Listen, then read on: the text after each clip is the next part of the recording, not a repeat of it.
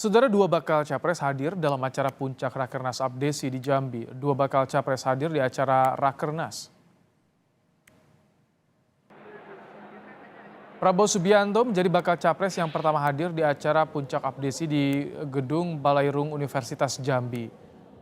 Selain Prabowo, bakal capres Koalisi Perubahan untuk Persatuan Anies Baswedan juga datang ke puncak Rakernas Abdesi.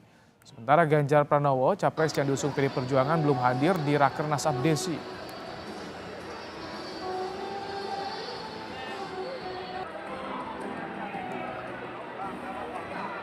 Saya bangga, kalaupun Menteri Pertahanan sekaligus baca pres Partai Gerindra di Rakernas Abdesi sempat memuji Presiden Joko Widodo di depan kepala desa seluruh Indonesia. Prabowo memuji pemerintah di bawah kepemimpinan Joko Widodo berhasil.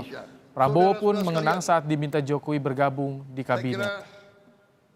Saya harus minta maaf, masih banyak sekali yang ingin saya sampaikan, tapi saya harus kita akui bahwa pemerintah di bawah kepemimpinan Presiden Joko Widodo berhasil.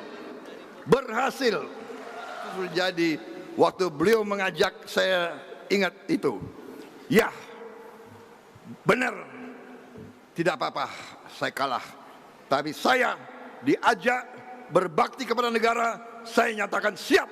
Saya siap berbakti kepada negara dan bangsa.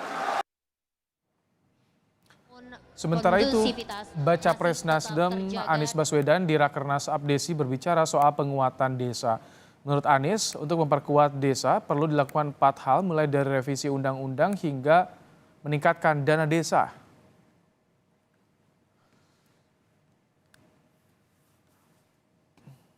Ingin desa yang kuat, dan untuk itu tadi disampaikan ada 4 hal.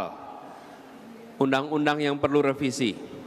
Yang kedua, pengelolaan desa yang partisipatif. Yang ketiga, kesejahteraan mereka yang bekerja di desa, baik kepala desa maupun perangkat desa. Yang keempat, dana desa yang ditingkatkan. Targetnya tadi katakan 10%.